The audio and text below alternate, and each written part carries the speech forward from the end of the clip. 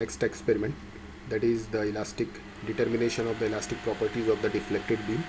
So this is a general setup of the particular experiment, and if you see the diagram, this is a typical metal scale is there, okay, and this is the hangers which is used to load the various loads, okay, and these are the overhang portion, okay, over which we can apply the hangers and we can calculate the deflection either in upward direction or in downward direction. So let us see all about this practical. So our basic aim is to find the flexural stiffness EI, okay, of a given beam and compare it with the theoretical value, okay. So first of all, what is the meaning of the stiffness? Stiffness is nothing but a unit displacement applied, okay, in the direction of the force, okay, unit displacement which is applied with respect to the with respect to the unit force applied at a particular point, okay. So that is called the stiffness, and flexural is nothing but it is a terms related to the bending, okay. So this is a typical beam apparatus is there. This is a free body diagram of experimental setup, if you see that, and this is the beam apparatus is there, and we have to apply the loads, okay, two equal loads from either ends, okay. If we are applying here is 500 grams, here also we have to apply the 500 grams here, okay, and then we have to measure the deflection in vertical direction. So there is a formula to calculate the deflection Y.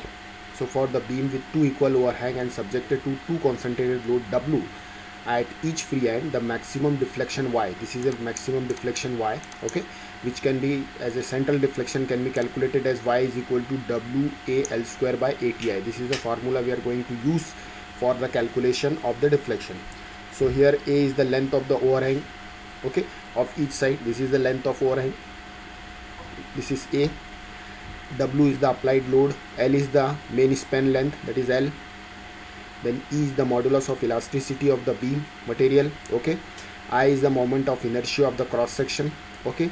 Then if you modify this formula, we can write it as EI because we are interested in calculating the flexural property. So EI is the flexural property. EI is equal to WA L square by 8Y, okay. Now also it is also known as EI for the beam E into B cube D by 12, okay. I is nothing but, what is the formula for I? I is nothing but moment of inertia, and the moment of inertia for a particular beam section can be calculated as, suppose this is a B, okay, and this is a D.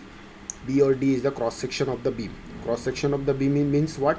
That is the cross section of this is cross section of this particular metal scale, okay. So the scale is just like a prototype of a beam, so therefore if you measure the width B and depth D, okay, and then the formula to calculate the moment of inertia of the beam is dB cube by 12.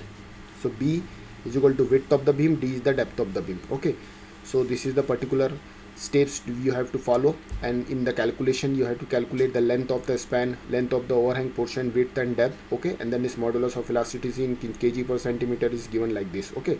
So let us see this experiment more precisely in YouTube, okay. So let us see that how to perform this experiment.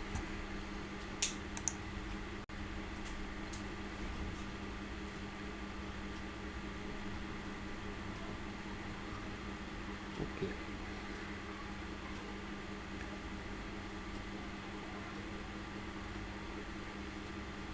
So here it is available in YouTube, okay. So let us see that.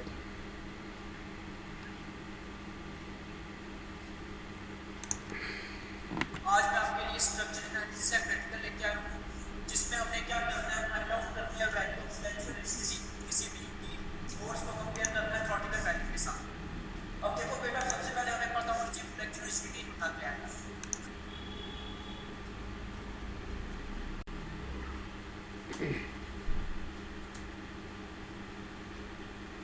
Flexural होता है कि हमें क्या करना है, एक structure की कितनी said the resistance of a structure upward when it is undergoing bending. जब undergoing bending में जाएगा तो उसकी electricity कितनी होगी, कितनी उसकी bending होगी, resist कर सकता है bending को, that is electricity.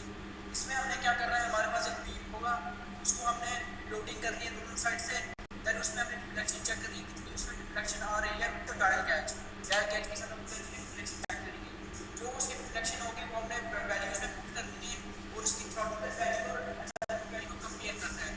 अगर वो दोनों सेम आ गई that experiment will be proved. इसमें इसकी थ्रॉटल वैल्यू होगी EI वेयर E इज जंप modulus of elasticity which is 2 × 10⁶ kilogram per centimetre square.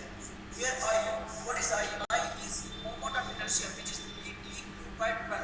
It is for rectangular section and the experimental value will be, it is WA_L²/8y, where y will be the deflection which we will get from the practical. Now I have already about the practical. Now let us go and do the practical. Practical start करने से पहले friends आप हमें पता होना चाहिए कि apprentice क्या क्या जरूरत है हमें और कौन सा इसका क्या काम है. जिस तरह से देखा अच्छा वर्नियर क्लिपर काम है हमारे पास कि उसने ब्रेथ और डेप्थ निकालनी है बीम की कितनी है. उसके बाद नेक्स्ट हम चले जाएं डायल गैज पे. डायल गैज का काम है इसकी हमें डिफ्लेक्शन देनी है कि बीम की लोडिंग के बाद कितनी डिफ्लेक्शन आ रही है, that will be given by the dial gauge. And जो इसके अंदर नीडल है जितनी वो नीडल एक रोटेशन लेगी उतनी इसमें 1 mm की डिफ्लेक्शन आएगी. अब आगे चले जाए जो हमारे पास वेट्स आ गए, जो हमारे पास वेट्स डिफरेंट वेट्स है 500 1 kg डिफरेंट जो भी आप लोडिंग दोगे उसके डिफरेंट रीडिंग्स लेंगे. देन हम आगे चले जाए तो वेट हैंगर आएगा जिसके हैंगर जिसको हैंग करके हम दोनों की डिफ्लेक्शन नोट से की डिफ्लेक्शन चेक करेंगे. सो फ्रेंड्स ये हमारे पास आगे सारे ब्रिटिश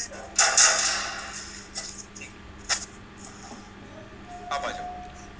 फ्रेंड्स ये अब हमारे पास प्रैक्टिकल का हम प्रैक्टिकल करेंगे. ये हमारे पास एक स्टूडेंट बीम आ गया, ये हमारी स्पोर्ट्स आ गई, ये हमारा बीम आ गया. अब हमने क्या करना है इसमें इसकी डिफ्लेक्शन चेक करनी है.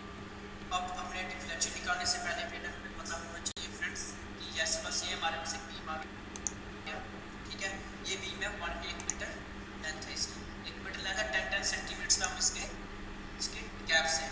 नाउ हमने क्या करना है पता डिफ्लेक्शन निकालने से पहले हमें पता होना चाहिए कि इस बीम की ब्रेथ एंड डेप्थ कितनी है. तो वो हम निकालने के लिए हम क्या करेंगे वर्नियर क्लिपर का यूज़ करेंगे जिसके थ्रू हमें इसकी ब्रेथ एंड डेप्थ पता चलेगी. लेट अस डू जैसे आप देख सकते हो जैसे ये वर्नियर क्लिपर है इसके हम इससे चेक कर रहे हैं तो ये हमें पता लग रहा है ये ऊपर इंचेस में नीचे सेंटीमीटर में है कि ये इसकी ब्रेथ कितनी है. ये हमें लगभग नियर अबाउट लग रही है मिल रही है 2.5 के करीब, ठीक है, ये इसकी ब्रेथ आ गई. Now what we will do about what is its depth.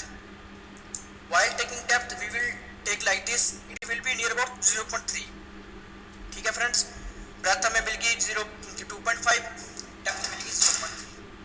Friends अब मैं आपको बताऊंगा कि वर्नियर क्लिपर के थ्रू रीडिंग्स कैसे ली जाती हैं. अब हम करेंगे जैसे ये हमारा वर्नियर ऊपर इसका इंचेस में दिया है, नीचे इसकी सेंटीमीटर में दिया है जैसे आप देख सकते हो. तो हमने क्या करना, अगर हमने उसकी ब्रेथ चेक करनी है तो हमने ऐसे करनी है जैसे अभी हमने चेक किया तो उसकी ब्रेथ आ रही है 2.5, ये आप देख सकते हो 1 2 कॉइन सेट करके नियर अबाउट 2.5 आ रही है, ठीक है. तो डेप्थ चेक करेंगे तो वैसे ही हम आपको डेप्थ के लिए आपको पता है बीम की डेप्थ इतनी कम होती है. तो फ्रेंड्स इस तरीके से हम वर्नियर स्केल के थ्रू रीडिंग्स चेक करते हैं. ओके फ्रेंड्स अब हम प्रैक्टिकल पे आते हैं. मेरे पास बीम है, मैंने आपको बता दिया कि इसकी विड्थ को कैसे मेजर करते हैं, इसकी डेप्थ को कैसे मेजर करते हैं, ठीक है. अब हमने क्या करना है, बोथ एंड पे सिंपली सपोर्टेड बीम है, उसके दोनों एंड्स पे हम अगर लोड अप्लाई करेंगे तो मेरे पास फ्लेक्सुअल रिजिडिटी कितनी आएगी, जहाँ पे जो डिफ्लेक्शन आएगी वो कितनी आएगी. तो स्टार्ट करते हैं.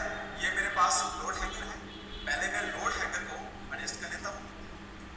ये आ गया मेरे पास एक लोड हैंगर इस तरह, दूसरा लोड हैंगर मेरे पास है इस तरह.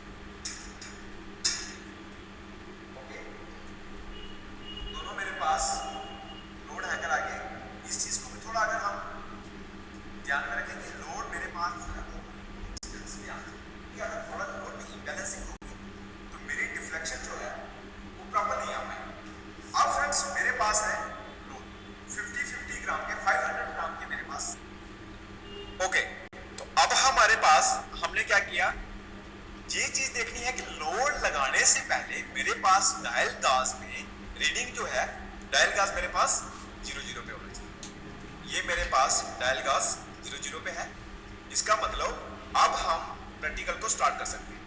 अगर मेरे पास ये नीडल पूरी एक रोटेशन ले लेती है, लेट अस सपोज कि जैसे मेरे 0 है, 0 से वापस अगर रोटेट करके वापस 0 पे आ जाती है, तो मेरे पास जो डिफ्लेक्शंस आएगी, जो फ्लेक्सिबिलिटी आएगी, that is equal to 1।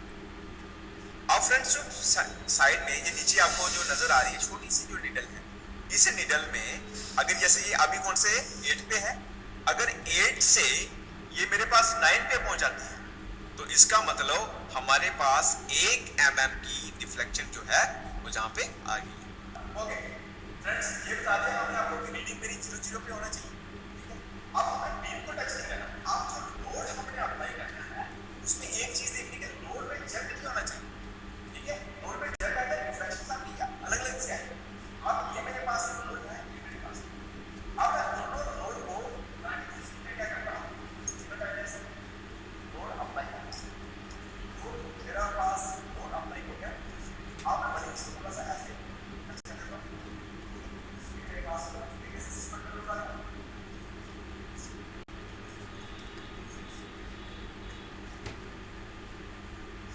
Okay, तो फ्रेंड्स अभी आप ये देखो, हमने जो लोड अप्लाई किया हुआ है, लोड अप्लाई होने की वजह से मेरे पास कितनी डिफ्लेक्शंस आ रही है, 0. ये मेरे पास आ रही है 0.7 mm। मैंने आपको क्या कहा था कि अगर नीडल एक रेवोल्यूशंस कंप्लीट करती है, दैट मींस 1 mm की डिफ्लेक्शन हमें छोड़नी। तो जहां पे आपको नजर आ रही है ये मेरे पास है 0.7 है, 0.7 mm है, इसको हम सेंटीमीटर में करेंगे, 0.07 सेंटीमीटर होगी। आप देख रहे हो ये सब चीजें, लोड मैंने अप्लाई किया हुआ है इसमें। और थोड़ा सा पीछे होगा, ये वो देखो दोनों तरफ से लोड लगा हुआ है, अप्लाइड लोड है, और इस तरीके से हमारे पास क्या निकल गया, डिफ्लेक्शन निकल गई। तो फ्रेंड अभी आप देखो ये प्रैक्टिकल हो गया, ये मेरे पास आ गई प्रैक्टिकल वैल्यू। अब हम दोनों वैल्यूज को, प्रैक्टिकल और थ्योरेटिकल वैल्यू को कंपैरिजन करेंगे। आप देखेंगे कि फाइनल रिजल्ट हमारे पास ईयर क्या हो। ओके, तो ये जो हमारे पास, मैंने आपको लोड की बात कही, इसमें मैं थोड़ा सा और एडिशन करना चाहूंगा। मैंने जो अभी 500 ग्राम का जो लोड मैंने अप्लाई किया, अब इसी तरीके से हम लोड को इंक्रीज कर सकते हैं। हम 1 kg का लोड भी अप्लाई कर सकते हैं, 2 kg का लोड भी अप्लाई कर सकते हैं।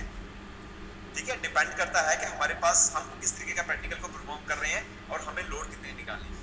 हम जिस तरह से लोड अप्लाई करते रहेंगे, वैसे वैसे मेरे पास जहां पे डायल गाज में क्या हो जाएगी, डिफ्लेक्शंस आना नजर हो जाएगी।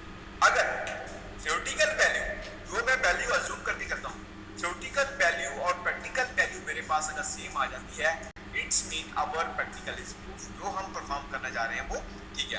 कहने का क्या मतलब हुआ कि बीम के ऊपर जो लोड अप्लाई होता है, जो हम प्रैक्टिकली इसको अज्यूम करके चलते हैं, सॉरी थ्योरेटिकली इसको अज्यूम करके चलते हैं, और प्रैक्टिकल वैल्यू जो हमारे पास आ रही है, अगर दोनों वैल्यूज मेरे पास सेम आ रही है, it's mean flexible result is right, और जो हमारा प्रैक्टिकल है वो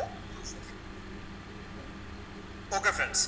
तो अब हम आ जाते हैं कैलकुलेशन के ऊपर। हमने आपको वहां से वो सारा पार्ट्स निकाल के बताया कि एक्सपेरिमेंटल वैल्यू जो हमारे पास थी, कैसे मेरे पास 0.7 डिफ्लेक्शंस आई, 1 मीटर का मेरे पास पूरा बीम था, और जो मैंने डिफ्लेक्शंस, जो मैंने लोड अप्लाई किए, क्योंकि 10 सेंटीमीटर एक सिंपली स्पूडेंट से बाहर था और 10 सेंटीमीटर नेक्स्ट पार था, तो इसका मतलब मेरे पास, अब चलो उसको एक्सप्लेन करने से पहले मैं आपको जान बता देता हूँ। फ्लेक्सिबिलिटी मुझे निकालना है। फ्लेक्सिबिलिटी क्या होती है, that is equal to EI upon Young's modulus of elasticity of steel. ये मेरे पास कितना होता है, 2 × 10⁻⁶। I मेरे पास क्या है, मोमेंट ऑफ इनर्शिया। ठीक है, अब B मेरे पास, मैंने आपको बताया था कि जो वर्नियर क्लिपर के थ्रू हमने वैल्यू निकाली थी, विड्थ ऑफ द बीम वो थी 2.5 सेंटीमीटर और डेप्थ ऑफ द बीम वो थी 0.3 सेंटीमीटर। आपको वहां से अगर शायद क्लियर ना दिख रहा हो, हमने सारी वैल्यू को जहां सॉल्व किया है। ओके, ये आ गया। E मेरे पास क्या है, E का फार्मूला क्या होता है हमारे पास फ्लेक्सिबल रिजिडिटी का, E × BdQ/12। तो B मेरे पास क्या है, विड्थ, और D मेरे पास क्या है, डेप्थ ऑफ द बीम। तो वैल्यू डाल दी मैंने, 2 × 10⁻⁶ × 2.5 और × 0.3 सेंटीमीटर का क्यूब। सभी को मैं मल्टीप्लाई करके मेरे पास ये आ जाता है 3.75 0.00 kg पर सेंटीमीटर स्क्वायर। ये मेरे पास हो गया थ्योरेटिकल वैल्यू। अब आ जाता हूँ मैं एक्सपेरिमेंटल वैल्यू। एक्सपेरिमेंटल वैल्यू आ गई EI is equal to WL square in 8। Okay, experimental value आ गई। अब मेरे पास EI फ्लेक्सुरल रिजिडिटी ये होगा WAL स्क्वायर पान 8y, वेयर W क्या है मेरे पास, लोड। ये मेरे पास क्या है, ओवरहैंगिंग एरिया, जिस एरिया पे जहां पे मैंने लोड लगाया हुआ था। L मेरे पास क्या होगा, लेंथ ऑफ बीम, और Y क्या होगी, डिफ्लेक्शन। तो ये मेरे पास फार्मूला है 2 × 15, ठीक है, 15 आ गया इनटू 17 स्क्वायर। L मेरे पास कितनी थी, ठीक है, और मेरे पास 8 × y। असली जो मैंने चीज निकाली क्या थी, जो मेरे पास डिफ्लेक्शन है, वो मैंने डिफ्लेक्शन जहां पे मेजर की 0.7 सेंटीमीटर पे आ रही थी। तो मैंने सारी क्या किया, वैल्यूज पुट कर दी। ए मेरे पास ओवरहैंगिंग एरिया था, ये मैंने डाल दिया, और एल मेरे पास हो गया। ये सारा का सारा फॉर्मूला, इसको मैं सॉल्व करके ये मेरे पास बनता है 37500 kg पर सेंटीमीटर स्क्वायर। इसका मतलब थ्योरेटिकल वैल्यू जो है वो एक्सपेरिमेंटल वैल्यू के इक्वल आ गई। तो हमारा प्रैक्टिकल जो है वो प्रूफ हो गया। तो फ्लेक्सुरल रिजिडिटी हमें प्रैक्टिकली भी हमने क्या कर दी, फाइंड आउट कर दी। तो फ्रेंड्स ये था हमारा आज